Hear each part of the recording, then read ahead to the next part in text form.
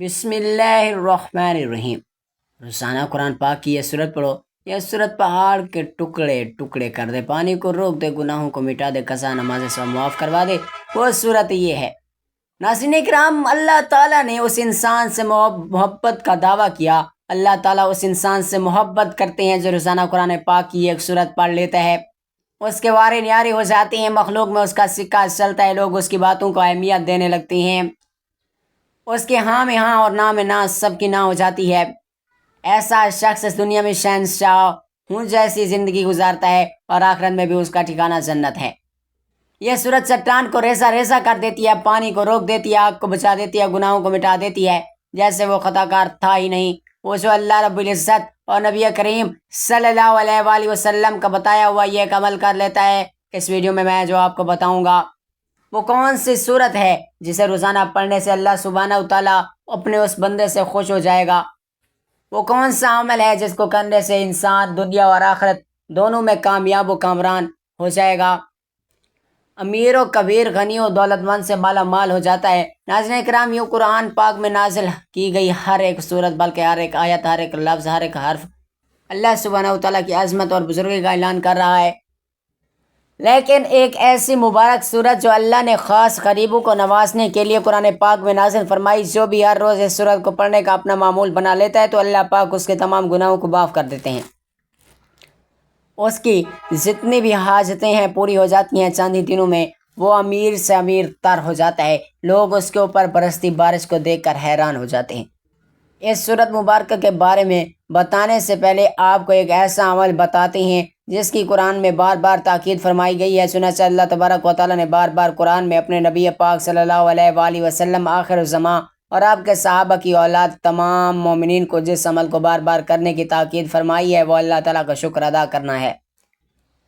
سورۃ البقرہ میں ارشاد بانی ہے، بس تم میرا ذکر کرو میں تمہیں یاد رکھوں گا اور میرا شکر کرو۔ اور سورۃ ابراہیم میں فرمایا، جب تمہارے رب نے اعلان کیا کہ اگر تم شکر کرو گے تو میں تمہیں اور زیادہ عطا کروں گا، اور ناشکری کرو گے تو یقیناً میرا عذاب بہت سخت ہے۔ سورۃ لقمان میں فرمایا، ہم نے لقمان کو حکمت دی کہ اللہ کا شکر ادا کرو، اور وہ شکر ادا کرتا ہے وہ اپنے ہی فائدے کے لیے کرتا ہے، اور جو کوئی ناشکری نہیں کرتا تو بے شک اللہ بے نیاز ہے، سب خوبیوں والا ہے۔ اسی طرح سورۃ النحل میں فرمایا گیا، بس اللہ کا دیا ہوا حلال اور پاک رزق کھاؤ، اللہ کی نعمتوں کا شکر ادا کرو، اگر تم صرف اسی کی عبادت کرتے ہو تو صرف مومنون میں فرمایا گیا ہم نے اسے راستہ دکھایا، خواہ وہ شکر گزار بنے نہ شکرہ بنے۔ ناظرین، یہ تمام اس طرح کی بہت سی آیات شکر گزاری کی اہمیت اور ناشکری سے بچنے کی تلقین کرتی ہیں اور ہمیں یاد دلاتی ہیں کہ شکر گزاری کرنا اللہ کی عطا کی گئی نعمتوں کی قدر کرنے کا ایک بہترین طریقہ ہے، اور شکر ادا کرنا ہی وہ عمل ہے جس کے سبب اللہ سبحانہ وتعالیٰ انسان کو زیادہ سے زیادہ عطا فرماتا ہے۔ اسی حوالے سے حضرت موسیٰ علیہ السلام کا ایک واقعہ بڑا ہی مشہور ہے۔ حضرت موسیٰ علیہ السلام کو کوہ طور پر اللہ تعالیٰ سے ہم کلام ہونا کے لیے روانہ ہوئے تو راستے میں ایک شخص سے ملاقات ہوئی۔ اللہ نے اس کو رزق کی خاصی فراوانی عطا کر رکھی تھی۔ اس نے حضرت موسیٰ علیہ السلام سے عرض کی، اے رسول خدا، میرے رب سے میرا متعلق دریافت کیجیے گا کہ میرے لیے کیا حکم ہے، میرے پاس اتنا رزق ہے کہ سنبھالا نہیں جا سکتا۔ موسیٰ علیہ السلام ذرا آگے روانہ ہوئے تو ایک اور شخص دیکھا، اس نے ریت سے جسم کو ڈھانپ رکھا تھا۔ اس نے حضرت موسیٰ علیہ السلام سے کہا کہ اے کلیم اللہ، میرے رب سے میری کیفیت عرض کیجیے گا۔ حضرت موسیٰ علیہ السلام کوہ طور پر پہنچے اور پہلے والے آدمی کے متعلق دریافت کیا تو اللہ تعالیٰ نے جواب دیا، اسے کہو میری ناشکری کرے۔ دوسرے کے متعلق پوچھا تو فرمایا، اس سے کہو کہ وہ ہمارا شکر گزار بن جائے۔ حضرت موسیٰ علیہ السلام واپس آتے ہی پہلے آدمی سے کہا کہ اللہ فرماتے ہیں کہ تم میری ناشکری کرو، تمہارے رزق میں کمی واقع ہو جائے گی۔ اس نے آنکھوں میں آنسو بھرتے ہوئے کہا کہ اے موسیٰ علیہ السلام، اتنا کچھ دینے والے رب کا ناشکرہ بندہ نہیں بن سکتا۔ آپ آگے چلے گئے اور دوسرے آدمی سے مل کر کہا، اللہ فرماتے ہیں کہ اس کا شکر ادا کرو، وہ تمہیں اور زیادہ دے گا۔ ناظرین، اس نے انتہائی مایوسی سے جواب دیا، میں کس بات کا شکر ادا کروں، میرے پاس ایسا ہے ہی کیا جس پر میں شکر ادا کروں۔ ابھی اس کی بات مکمل بھی نہیں ہوئی تھی کہ ہوا چلی اور جسم پر سے ریت اڑ گئی اور وہ برہنہ ہو گیا۔ ناظرین، جو شخص رسول اکرم صلی اللہ علیہ وآلہ وسلم کی سیرت پڑھتا ہے وہ یہ جانتا ہے کہ آپ صلی اللہ علیہ وآلہ وسلم کی زندگی شکر سے بھرپور اور آپ صلی اللہ علیہ وآلہ وسلم کے شب روز احسان مند کی تسبیح ہیں، کیونکہ آپ صلی اللہ علیہ وآلہ وسلم کے آگے پیچھے دائیں بائیں متواتر اللہ کی نعمتوں کو برستا دیکھتے تھے تو آپ اللہ کی حمد و ثنا اور تقدس کرتے، بلکہ اگر آپ نبی کریم صلی اللہ علیہ وآلہ وسلم کی احادیث مبارکہ کا بغور مطالعہ کریں اور آپ کے بتائے ہوئے اذکار و دعاؤں کا جائزہ لیں تو آپ کو نظر آ جائے گا کہ وہ رب تعالیٰ کی حمد و ثنا، تعریفوں کے بریائی اور شکر و امتنان سے بھری ہوئی ہیں۔ آپ صلی اللہ علیہ وآلہ وسلم کی ثنا، مدح اور دعا سب حمد باری تعالیٰ پر مشتمل ہے، اس لیے آپ صلی اللہ علیہ وسلم کے رب نے آپ سے فرمایا قریب ہے کہ آپ کا رب آپ کو مقام محمود پر کھڑا کرے، اس سے نعمتوں کو پائیداری ملتی ہے اور انسان کے حالات سازگار ہو جاتے ہیں۔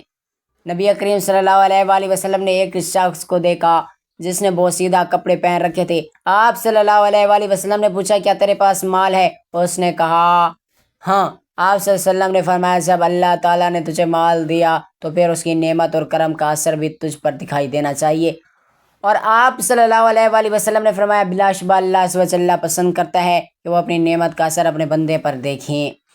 یہ وہ مقام ہے جس میں نبی اکرم صلی اللہ علیہ وآلہ وسلم اپنے پروردگار کی ثنا کریں گے، جیسے کہ آپ صلی اللہ علیہ وسلم نے فرمایا میں اپنے رب کو دیکھتے ہی سجدے میں گر جاؤں گا، جب تک اسے منظور ہوگا وہ مجھے سجدے میں ہی پڑا رہنے دے گا۔ اس کے بعد ارشاد ہوگا اے محمد اپنا سر اٹھاؤ، تم چوکو گے میں اسے سنا جائے گا، جو سوال کرو گے تمہیں دیا جائے گا، جو سفارش کرو گے اسے قبول کیا جائے گا۔ میں اس وقت اللہ تعالیٰ کی ایسی تعریف کروں گا جو اللہ تعالیٰ مجھے سکھائے گا کہ سفارش کروں گا تو میرے لیے مخصوص لوگوں کی حد مقرر کی جائے گی، انہیں جنت میں لے جاؤں گا۔ یوں حمد و خیرات و برکات کی چابی اور خوشبو کا دروازہ ہے، بہت زیادہ ثواب لینے کا راستہ ہے، اللہ کے قریب کا قرب کا ذریعہ ہے، اس سے نعمتوں کو پائیداری ملتی ہے، برکتیں قائم رہتی ہیں اور حالات سازگار ہو جاتے ہیں، ہم سے نعمتوں کو وہ دوام ملتا ہے، رزق میں فراوانی ہوتی ہے اور اللہ کی رحمت کا سایہ در پر نزول ہوتا ہے۔ حمد تمام اعمال کا تاج، وفا کی دلیل اور احسان کی شرط ہے۔ رسول ہدایت آپ اپنے رب کے مقام و مرتبے، اپنے خالق مولا کی عظمت کو سب لوگوں سے زیادہ جاننے والے تھے۔ جو شخص آپ صلی اللہ علیہ وسلم کی سیرت کا مطالعہ کرتا ہے وہ دیکھتا ہے کہ آپ کے جسم مبارک پر عضو رب تعالیٰ کے شکر گزاری میں مصروف رہا۔ آپ صلی اللہ علیہ وآلہ وسلم کی شکر گزاری زبان ذکر الہی میں مشغول، روح آسمانوں میں اور زمین میں اللہ کی تسبیح کرنے والی اور اعضاء اپنے رب کی رضا میں مصروف عمل رہتے تھے۔ لہٰذا آپ سب لوگوں سے بڑھ کر اپنے رب کے شکر گزار، اپنے مولا کی سب سے زیادہ حمد کرنے والے تھے۔ آپ صلی اللہ علیہ وآلہ وسلم نے اسی دن اپنے رب کا دل سے بھی شکر ادا کیا جس دن آپ کو کامل یقین ہو گیا کہ ہر چھوٹی بڑی نیکی، پرانی اور ظاہر باطن نعمت صرف اللہ واحد کی طرف سے ہے جو بلند شان والا ہے۔ مومنین کے نزدیک شکر گزاری دل ہونا وہ عبودیت کے ارکان میں سے ہے، کیونکہ وہ یقین رکھتا ہے کہ اسے حاصل کرنے والی ہر نعمت صرف اللہ کی طرف سے ہے۔ سیدنا ثوبان رضی اللہ تعالیٰ عنہ سے مروی ہے کہ نبی کریم صلی اللہ علیہ وآلہ وسلم نے فرمایا تم میں سے ہر کوئی شکر کرنے والا دل اور ذکر کرنے والی زبان رکھے۔ آپ صلی اللہ علیہ وآلہ وسلم نے اپنی زبان سے بھی اپنے رب کا شکر کیا اور ہمیشہ اپنے رب کی حمد و ثنا میں مصروف رہے۔ آپ صلی اللہ علیہ وآلہ وسلم خوشی، غمی، سختی اور آسانی اور ہر زبان و مقام میں ہمیشہ رب الرحمن کی حمد و ثنا کے نغمے گاتے، کھانا کھاتے اور اپنی رب کی حمد و ثنا کرتے، کوئی مشروب پیتے تو اپنے خالق کا شکر ادا کرتے، کپڑے پہنتے تو عطا کرنے والے کی تعریف بجا لاتے، سواری پر سوار ہوتے تو اپنے رب کی نعمت کا اعتراف کرتے۔ آپ صلی اللہ علیہ وآلہ وسلم عملی طور پر شکر گزار تھے، بلکہ آپ مشکل ترین اور دردناک حالات میں بھی اپنے رب کے شکر گزار سے غافل نہیں ہوئے۔ آپ صلی اللہ علیہ وآلہ وسلم کے بارے میں مروی ہے کہ غزوہ احد میں آپ شکست کی حالت میں زخموں سے چور واپس آئے، جبکہ آپ صلی اللہ علیہ وآلہ وسلم کے کئی صحابہ کرام کو شہید کر دیا گیا تھا۔ آپ صلی اللہ علیہ وآلہ وسلم کے نورانی چہرے کو زخمی کر دیا گیا تھا۔ آپ صلی اللہ علیہ وآلہ وسلم کا رباعی دانت توڑ دیا گیا تھا، تو آپ صلی اللہ علیہ وآلہ وسلم نے فرمایا برابر ہو جاؤ یہاں تک کہ میں اپنے رب کی ثنا کروں۔ تو نبی کریم صلی اللہ علیہ وآلہ وسلم نے اپنی امت کو شکر کی نہایت لطیف اور پر حکمت معنی سکھائے کہ مصائب پر بھی اللہ کا شکر ادا کیا جائے اور اس کی تعریف کی جائے، کیونکہ یہ یقین و تسلیم کا اعلیٰ درجہ اور رضا کا سب سے اونچا مقام ہے، اور رضا صبر سے عرفہ ہے۔ یہی وجہ ہے کہ اللہ تعالیٰ نے معرکہ احمد کا ذکر کرنے کے بعد آپ صلی اللہ علیہ وآلہ وسلم، آپ کے صحابہ اکرام رضی اللہ تعالیٰ عنہ کی شکر ذکر کیا۔ چنانچہ فرمایا اور جو کوئی اپنی ایڑیوں پر پھر جائے تو وہ اللہ کا کچھ بھی بگاڑ نہ سکے گا، اور اللہ شکر ادا کرنے والوں کے جلد جزا دے گا۔ اللہ تعالیٰ کی حمد و ثنا اور اس کا شکر، اس کی رضا اور اس کی مزید نعمتوں کا باعث ہے۔ اللہ تعالیٰ نے سب حمد کرنے والوں سے پہلے خود اپنی حمد کی، تمام شکر گزاروں سے پہلے اپنی ذات کی قدردانی کی، اور تمام ثنا کرنے والوں سے پہلے اپنی ذات مقدس کی ثنا کی۔ چنانچہ فرمایا سب تعریفیں اس اللہ تعالیٰ ہی کے لیے ہیں جو تمام جہانوں کا پالنے والا ہے۔ اور ایک دوسرے مقام پر فرمایا ساری حمد اللہ ہی کے لیے ہے جس نے اپنے بندے پر کتاب نازل کی اور اس میں کوئی ٹیڑھی نہیں رکھی۔ اور فرمایا کہہ دیجئے سب تعریفیں اللہ ہی کے لیے ہیں جس نے کوئی اولاد نہیں بنائی۔ ام المومنین حضرت سیدہ صدیقہ رضی اللہ تعالیٰ عنہ سے مروی ہے کہ اللہ کے نبی صلی اللہ علیہ وآلہ وسلم رات کے بعد میں اتنا لمبا قیام کرتے کہ آپ صلی اللہ علیہ وآلہ وسلم کے پاؤں مبارک پھٹ جاتے۔ حضرت سیدہ عائشہ صدیقہ رضی اللہ تعالیٰ عنہ نے ایک مرتبہ عرض کیا کہ اللہ کے رسول صلی اللہ علیہ وآلہ وسلم آپ اتنی زیادہ مشقت کیوں اٹھاتے ہیں، حالانکہ اللہ تعالیٰ نے آپ کے اگلے پچھلے تمام لغزشیں معاف کر دی۔ آپ صلی اللہ علیہ وآلہ وسلم نے فرمایا تو کیا پھر میں اللہ تعالیٰ کا شکر گزار بندہ نہ بنوں؟ آپ صلی اللہ علیہ وآلہ وسلم نے عمل عبادت اور قرب اطاعت کے ساتھ اللہ کے شکر کی ترجمانی کی۔ رات کے پچھلے پہر جب کہ لوگ آرام کی نیند سوئے ہوئے ہوتے ہیں، قیام کے طویل مناجات اور رکوع و سجود کی کثرت آپ صلی اللہ علیہ وآلہ وسلم کا شوق تھا۔ آپ صلی اللہ علیہ وآلہ وسلم نے اللہ کے وعدے، اللہ نے آپ کی اگلی پچھلی تمام خطائیں معاف کر دیں، پیش نظر عمل کو ترک نہیں کیا، بلکہ اس کی وجہ سے مزید اطاعت اور باکثرت نوافل ادا کر کے خود کو عبودیت کی چوکھٹ پر ڈال دیا، اور اپنی نیند اور آرام کے اوقات میں بھی اللہ مالک الموت کی مناجات اور شکر میں صرف کیے، کیونکہ کرم احسان کرنے والے کا یہ حق ہے کہ اس کا شکر ادا کیا جائے اور کثرت سے اس کی حمد و ثنا کی جائے۔ وہ اپنی تعریف کے ساتھ پاک ہے۔ آپ صلی اللہ علیہ وآلہ وسلم اپنے رب کے در پر حمد کرتے، اپنے خالق کی کثرت سے ثنا کرتے۔ چنانچہ آپ صلی اللہ علیہ وآلہ وسلم دعا کرتے ہوئے فرمایا کرتے اے اللہ ہم تیرے ہی لیے ہے، تو آسمانوں اور زمینوں کو روشن کرنے والا ہے۔ سب تعریف تیرے ہی لیے ہے، تو آسمان اور زمین کو کنٹرول کرنے والا ہے۔ حمد تیرے ہی لیے ہے، تو آسمانوں اور زمین کا اور جو کچھ اس میں ہے سب کا رب ہے۔ آپ صلی اللہ علیہ وآلہ وسلم کے فرمان میں اللہ کی ربوبیت پر اس کی حمد ہے، کیونکہ وہی خالص رازق کائنات میں تصرف اور اس کی تدبیر کرنے والا ہے، جس کی بنیاد پر وہ اس بات کا مستحق ہے بندے اس کا شکر ادا کریں۔ اور ہمارے رسول اکرم صلی اللہ علیہ وآلہ وسلم تمام شکر گزاروں میں سر فہرست ہیں۔ اور یہ پتہ چلتا ہے کہ اللہ کے حاکم و قیوم ہونے کا تقاضا ہے کہ وہ اپنے بندوں کا اصلاح کر کے ان کے معاملات کو چلانے اور ان کی مصلحتوں کا خیال رکھنے۔ چنانچہ آپ صلی اللہ علیہ وآلہ وسلم کی حمد ثنا ایک عظیم فضل کے باعث تھی۔ آپ صلی اللہ علیہ وآلہ وسلم پر نازل کی ہوئی کتاب قرآن مجید کا آغاز بھی اللہ کی حمد کے ساتھ ہوتا ہے۔ ارشاد باری تعالیٰ ہے سب تعریفیں اللہ ہی کے لیے ہیں جو تمام جہانوں کا پالنے والا ہے۔ آپ صلی اللہ علیہ وآلہ وسلم نے شکر کی ایک اور نہایت خوبصورت قسم بیان فرمائی، اور وہ ہے باری تعالیٰ کی نعمتوں کا اظہار اور ان کا تذکرہ۔ جیسے کہ اللہ تعالیٰ نے فرمایا اور تم اپنے رب کی کون کون سی نعمتوں کو بیان کرتے ہو۔ نبی اکرم صلی اللہ علیہ وآلہ وسلم نے ایک شخص کو دیکھا کہ جس نے بوسیدہ کپڑے پہن رکھے تھے۔ آپ صلی اللہ علیہ وآلہ وسلم نے اس سے پوچھا کیا تیرے پاس مال ہے؟ اس نے کہا۔ آپ صلی اللہ علیہ وآلہ وسلم نے فرمایا اللہ تعالیٰ تجھے مال دے تو پھر اس کی نعمت اور کرم کا تجھ پر اثر بھی تجھ پر دکھائی دینا چاہیے۔ آپ صلی اللہ علیہ وآلہ وسلم نے فرمایا بلا شبہ اللہ عز و جل پسند کرتا ہے کہ وہ اپنی نعمت کا اثر اپنے بندے پر دیکھے۔ ان حدیث میں نبی کریم صلی اللہ علیہ وآلہ وسلم نے اپنی امت کو شکر کا یہ طریقہ سکھایا کہ اللہ کی نعمتوں کا اعتراف کیا جائے، ان کا اظہار کیا جائے اور زبان سے انعام کرام کرنے والے کی ثنا کی جائے۔ ارشاد باری تعالیٰ ہے اور ہم نے اس طرح لوگوں میں سے بعض کو بعض کے ذریعے سے آزمائش میں ڈالا تاکہ وہ انہیں دیکھ کر کہیں کیا ہم میں سے یہی لوگ ہیں جن پر اللہ نے احسان کیا۔ ہاں اللہ تعالیٰ اپنے شکر گزار بندوں کو ان سے زیادہ نہیں جانتا۔ آپ صلی اللہ علیہ وآلہ وسلم اپنی نیند سے بیدار ہو کر آپ سب سے پہلے جو کلمہ ارشاد فرماتے تھے وہ اللہ کی حمد پر مبنی ہوتا تھا۔ آپ صلی اللہ علیہ وآلہ وسلم فرماتے تمام تعریفیں اس اللہ کے لیے ہیں جس نے ہمیں مارنے کے بعد دوبارہ زندگی دی اور اس کی طرف اٹھنا ہے۔ آپ صلی اللہ علیہ وآلہ وسلم بے حال کر دینے والی تھکاوٹ کے بعد آرام دہ نیند آنے پر بھی اپنے رب کی حمد و ثنا بیان کرتے اور اس بات پر بھی اس کی تعریف سنا کرتے کہ اس نے روح کو لوٹا دیا تاکہ آپ خوبصورت دن اور امیدوں اور عمل سے بھرپور زندگی کا استقبال کریں۔ نیز اس صبح کی نعمت پر بھی اپنے رب کی حمد کرتے جس نے پوری شان و شوکت سے کائنات کو ڈھانپ لیا اور اس کی کرنوں نے ہر سو اجالا کر دیا۔ آپ صلی اللہ علیہ وآلہ وسلم نے اپنی امت کو بشارت دیتے ہوئے فرمایا، جس نے صبح کے وقت یہ کہہ لیا، اے اللہ مجھے جو بھی نعمت حاصل ہے وہ تجھ اکیلے ہی کی طرف سے ہے، تیرا کوئی شریک نہیں، تو تیرے سو تیری ہی حمد ہے اور تیرے ہی شکر ہے، تو اس نے اپنے اس دن کا شکر ادا کر لیا۔ جس نے شام کے وقت اس طرح کہہ لیا تو اس نے اپنی رات کے شکر ادا کر لیا۔ اللہ تعالیٰ ہر مسلمان کو اس کی نعمتوں کا شکر ادا کرنے کی توفیق دے اور جو کچھ اس نے عطا کیا ہے ہر حال میں اس پہ خوش رہنے کی توفیق عطا فرمائے۔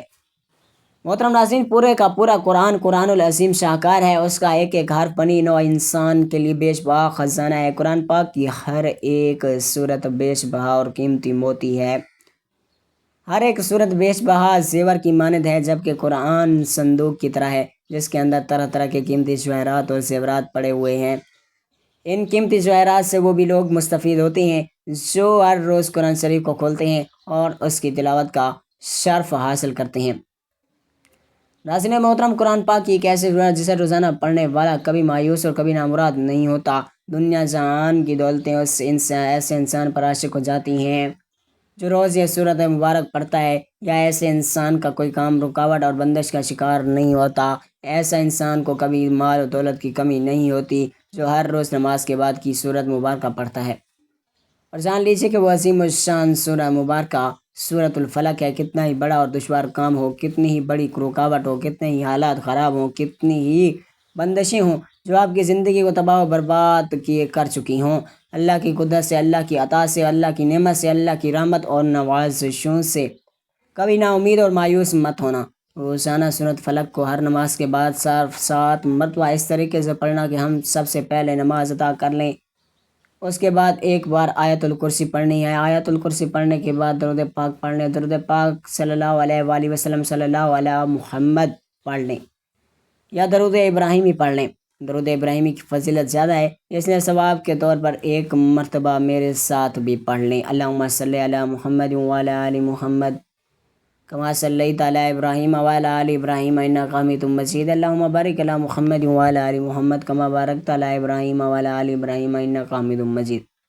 5 یا 7 مرتبہ درود پاک پڑھنے کے بعد آپ نے توز تسمیہ یعنی اعوذ باللہ من الشیطان الرجیم بسم اللہ الرحمن الرحیم پڑھ کر جیسا ہی بڑا مقصد ہو، کیسی بڑی حاجت ہو، اس کی نیت خلوص سے دل سے کرنی ہے۔ کے بعد آپ نے 7 بار سورۃ فلق کی تلاوت کرنی ہے۔ سورۃ فلق کی یہ سورت وہ ہے جو چٹان کو ریزہ ریزہ کر دے، پانی کو روک دے، آگ کو بجھا دے، گناہوں کو مٹا دے جیسے ہی وہ خطا کار تھا ہی نہیں۔ سورۃ فلق پڑھنے سے گناہ معاف ہو جاتے ہیں۔ ایک بار سماعت فرما لیں۔ سورۃ الفلق قرآن سورت نمبر 113۔ بسم اللہ الرحمن الرحیم، قل اعوذ برب الفلق من شر ما خلق ومن شر غاسق اذا وقب ومن شر النفاثات فی العقد ومن شر حاسد اذا حسد۔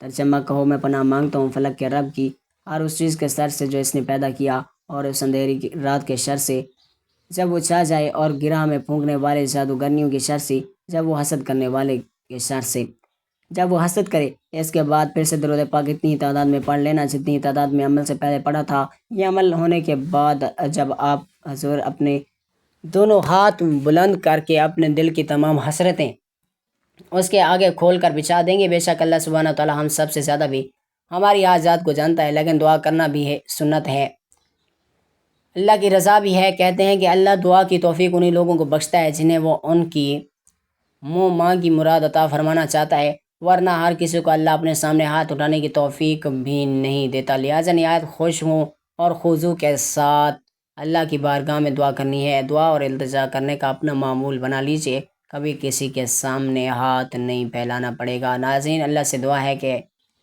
ہمیں بہتر عمل کرنے کی توفیق عطا فرمائے اور ہمارا خاتمہ ایمان پر فرمائے، آمین ثم آمین۔